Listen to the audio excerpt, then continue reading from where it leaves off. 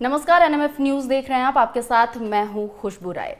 अक्सर हम देखते हैं जब किसी कोर्ट का फैसला आता है, अगर वो विपक्ष के साथ है, विपक्ष उससे अपनी राजनीति बुना सकती है तो उसका वो सपोर्ट करती है, उसकी खूब वाहवाही करती है, तारीफ करती है। लेकिन कोई फैसला अगर उनके अगेंस्ट में होता है, जिसमें वो अपनी राजनीति शायद ना भुना पाए, जिससे उन्हें शायद फायदा ना मिल पाए, तो उस पर वो सवाल खड़ी कर देती है।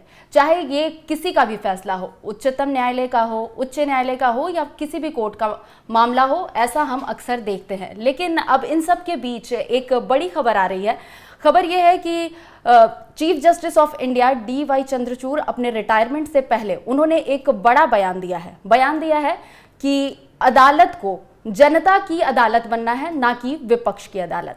अब इस बयान के मायने क्या है? 8 नवंबर से पहले वो ऐसे बयान क्यों दे रहे हैं? इसी पर खास चर्चा के लिए हमारे साथ मौजूद है मेरे सहयोगी अभिषेक। अभी मैंने पूरी बात बताई कि आखिर क्या चल रहा है, और रिटायरमेंट से पहले CJI का इतना बड़ा बयान सामने आना, किस तरीके से देखते हैं इसको आप? देखिए, 8 नवंबर को CJI DY चंद्रचूड़ का जो है वो कार्यकाल पूरा हो रहा है। उसके बाद कोई और कमान संभाले गए हैं, लेकिन उससे पहले लगातार जो फैसले चंद्रचूड़ साहब के आ रहे हैं वो वाकई में क्रांतिकारी फैसले हैं। वो उनका बेनामी संपत्ति को लेकर फैसला देना हो, जिस पर 2016 में केंद्र सरकार कानून लेकर आई थी कि आपका जो आपके पास ब्लैक मनी है उसको कम करने के लिए, खत्म करने के लिए 2016 में कानून लेकर आई थी। हालांकि सुप्रीम कोर्ट में मामला गया, मामले पर कानून पर रोक लगा दी गई, लेकिन चंद्रचूड़ साहब ने इस बार फिर से उसका स्टे हटा दिया और सरकार को मंजूरी दे दी। ऐसा ही आपको घुसपैठियों का फैसला रहा कि कह दिया कि 1971 से पहले तक असम में जितने भी लोग आए हैं बांग्लादेश से, वो भारत के नागरिक रहेंगे। बाद में जितने भी लोग आए हैं उनको ढूंढिए, पहचानिए और यहां से बाहर कर दीजिए। और उसी कड़ी में अब ये जो बयान चंद्रचूड़ साहब का आया है कि जनता की अदालत बनाने की हमने कोशिश की है, और जिस तरीके से सुप्रीम कोर्ट इस देश के चला करते थे वैसे इस देश का सुप्रीम कोर्ट नहीं चलेगा। आपने देखा होगा कैसे कांग्रेस पार्टी के शासन में रात को 2:30 बजे एक आतंकी के लिए सुप्रीम कोर्ट का दरवाजा खुल जाया करता था, लेकिन अब वैसा नहीं होता। अब कड़क फैसले इस कार्यकाल के दौरान, DY चंद्रचूड़ के कार्यकाल के दौरान लिए गए। उदाहरण के तौर पर आप समझिए, जब अरविंद केजरीवाल जेल गए, उसके बाद मामला हाई कोर्ट गया, सुप्रीम कोर्ट गया, तब बहुत सारे ऐसे बयान आम आदमी पार्टी के नेताओं के आए जिससे ये साफ जाहिर हुआ कि उन नेताओं को, आम आदमी पार्टी को माननीय अदालत पर भरोसा नहीं है। जैसे कि माननीय अदालत भी जांच एजेंसियों के कहे पर चल रही है। अब केजरीवाल को जमानत मिली तो सुप्रीम कोर्ट बहुत अच्छा हो गया। जब जमानत नहीं मिल रही थी तब वो न्यायपालिका पर सवाल उठा रहे थे। और राहुल गांधी को तो आपने देखा ही होगा किस तरीके से वो देश में तो इस बात को कहते ही हैं कि न्यायपालिका कहीं ना कहीं जो है RSS और BJP की कठपुतली है, उनके इशारे पर काम कर रही है। यही चीजें वो विदेशों में बैठकर भी कहते हैं कि न्यायपालिका पर RSS और BJP का कब्जा है। इस बात को और गहराई से समझें, उससे पहले मैं चाहूंगा कि आप एक बार DY चंद्रचूड़ ने क्या कुछ बयान दिया है वो देख लीजिए। DY चंद्रचूड़ ने कहा, जब से मैं भारत का मुख्य न्यायाधीश बना हूं, मैंने सुप्रीम कोर्ट को लोगों की अदालत बनाने की कोशिश की है।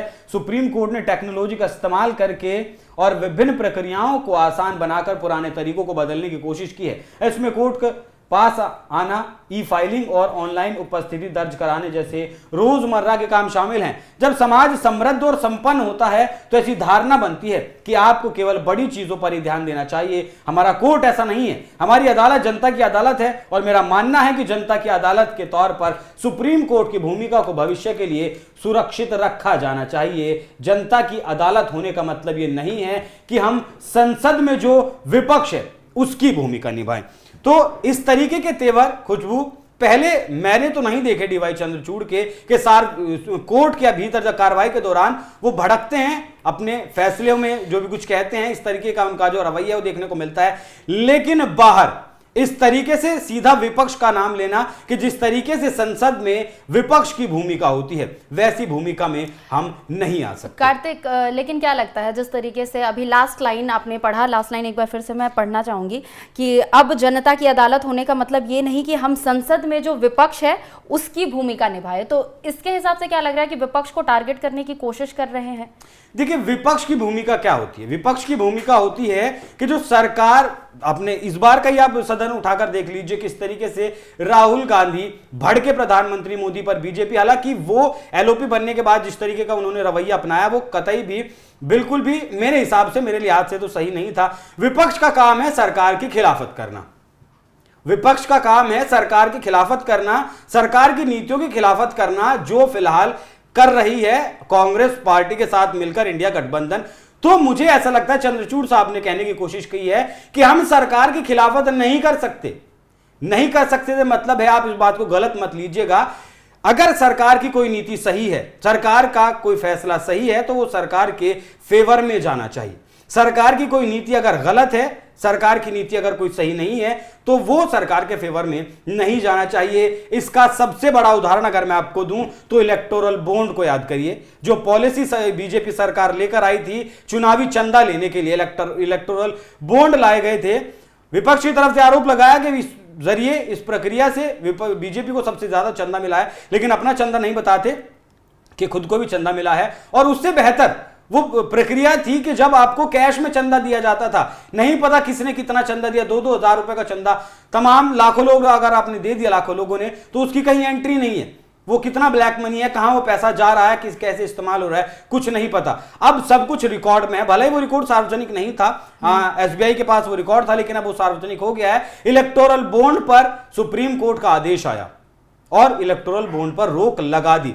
तब सरकार ने खिलाफत नहीं की, तब सरकार ने खिलाफत नहीं की, सरकार ने कहा कि ठीक है, सुप्रीम कोर्ट को लगा फैसला गलत है, तुम सुप्रीम कोर्ट के फैसले के साथ हैं।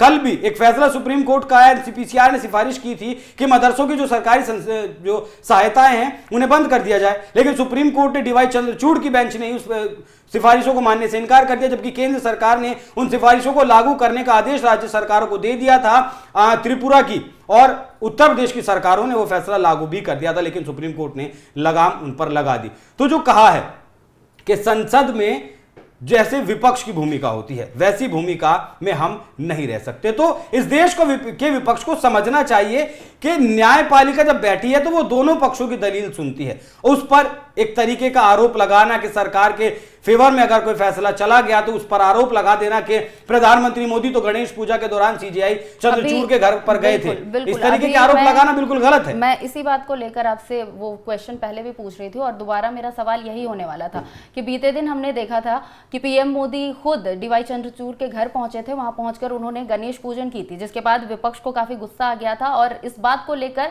पीएम मोदी के साथ साथ पीएम मोदी की सरकार, कैबिनेट मंत्री और सभी पर उन लोगों ने आलोचना की थी कि यह गलत है, ऐसा नहीं करना चाहिए।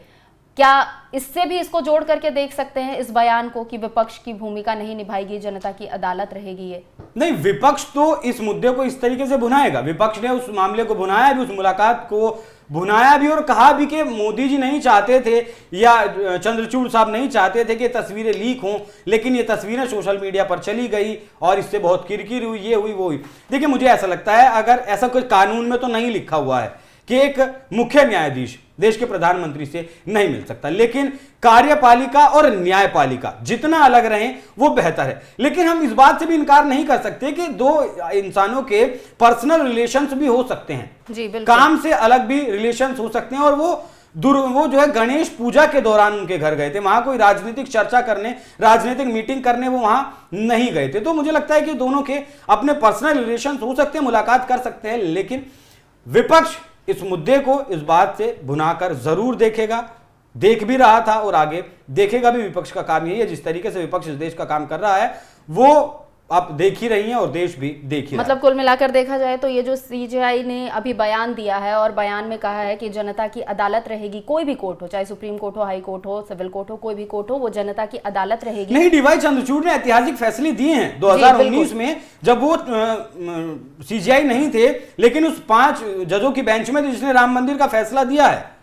चंद्रचूड़ साहब उस बेंच में भी थे और कई दो क्रांतिकारी फैसले तो मैंने आपको भी बताया, बेनामी संपत्ति का और घुसपैठियों को लेकर के एक फैसला एनसीपीसीआर को लेकर आज बताया। तो कहीं भी मुझे आज तक किसी भी फैसले में, डीवाई चंद्रचूड़ के किसी भी फैसले में बायस्डनेस नहीं दिखाई दी।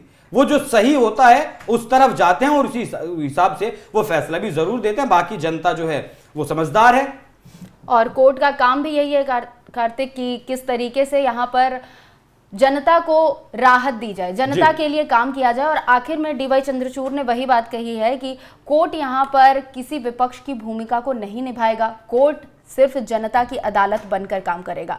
और फिलहाल अगर हम कोर्ट की कार्यशैली पर भी अगर ध्यान दें कार्तिक, तो वो धीरे धीरे काफी ज्यादा उसमें पारदर्शिता आती जा रही है। उन्होंने बात किया था कोर्ट पास बनाने को लेकर, उसके अलावा और 2-3 पॉइंट्स उन्होंने अपने बयान में दिए थे और वो सारी चीजें आज हम ऑनलाइन जाकर देख सकते हैं, उसे समझ सकते हैं। तो इससे अगर दूसरी तरफ देखा जाए कि सुप्रीम कोर्ट पर या फिर कोर्ट के किसी भी फैसले पर सवाल उठता है तो ये गलत है।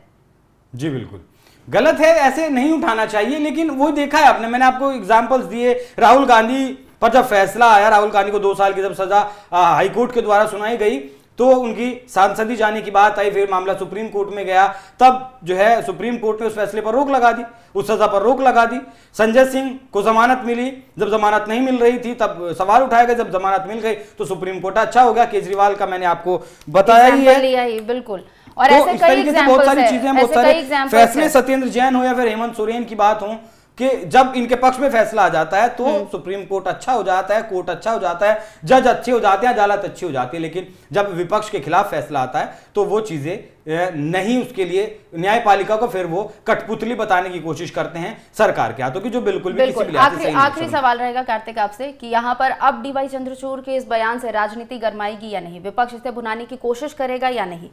मुझे नहीं लगता कि विपक्ष इस बयान पर कुछ प्रतिक्रिया देगा, क्योंकि 8 नवंबर तक तो अभी कार्यकाल है ही, और सीधा पर्सनल अटैक डीवाई चंद्रचूड़ पर विपक्ष करने की गलती नहीं करेगा। उनका अपना ऐसा मानना था, कोर्ट में उन्होंने ये बयान नहीं दिया, कोर्ट के बाहर उन्होंने ये बयान दिया, उन्होंने कहा पर्सनल ये मानना है, ऐसा उनका अपना मत है।